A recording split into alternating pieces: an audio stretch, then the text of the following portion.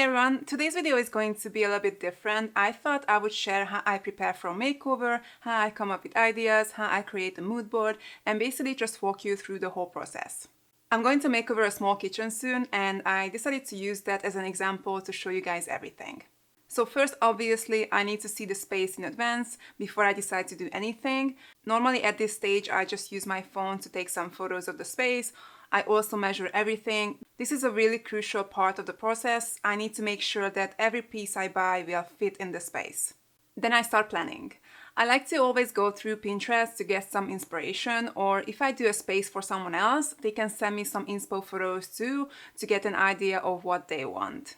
A few weeks ago, I made over a professional sewing studio, and I mentioned that there were other spaces there that I'm going to make over. I finished already the powder room, and this is their kitchen. The owner didn't have any specific ideas. He lets me do whatever I want, so that's great. The kitchen doesn't look nice at the moment. I want to make it more colorful and fun, and also want to create a space where they can eat. It's only the owner and one employee who works in the space, so this small kitchen is actually enough for them. I started to use Milano to create mood boards. Before I was using Photoshop, but you can always just use Excel or Word or any other software. So I have my before images, and I also added some inspo photos here too.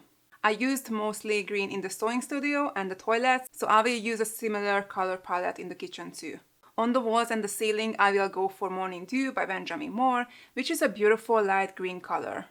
I will paint the cabinets, of course, using Vintage Vogue. There's going to be a really good contrast between the light and dark green. There are really ugly tiles that don't go with the color palette, so I will paint them with white paint. I won't touch the countertop. It goes well with the colors, so there's no point to change it or paint it. So on the other side, there's a microwave and a quite large fridge, which they don't need. So those items are going to be moved out of the space, which is great. So it gives me the option to create an eating area there. There's a shelf there already, but it's falling apart. I will simply use plywood, cut it down to size, and then paint it with light salmon that I used in the powder room, so everything ties in really well. Basically, I'm bringing in the colors that I used in the other spaces too.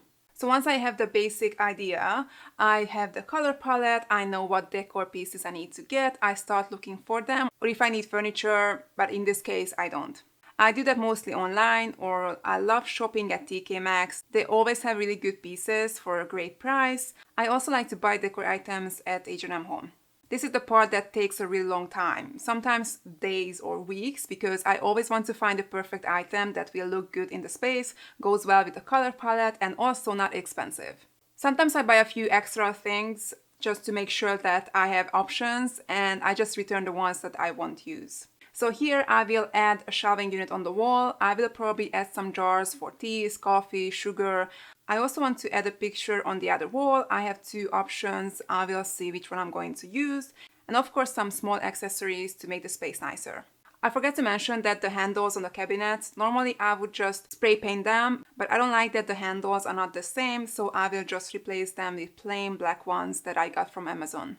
And in order to create that eating area, I will place two bar stools under the shelf, which is really cool because it's a small space. They can just store them under the shelf, or in this case, let's call it tabletop. It seems pretty easy, but actually it takes weeks to prepare for a makeover, coming up with ideas, creating a mood board, buying everything, or order the items. Sometimes I do DIY things as well, which also takes time, but actually I love the whole process. When I actually start a makeover, I take the before shots with my camera. I like to have a lot of footage, so it's easier for me to edit the video later. So this is how I prepare everything for a makeover. I hope it was useful. You will see this makeover on my channel in a few weeks. Don't forget to subscribe so you won't miss it. Thank you guys for watching, and I'll see you next time. Bye.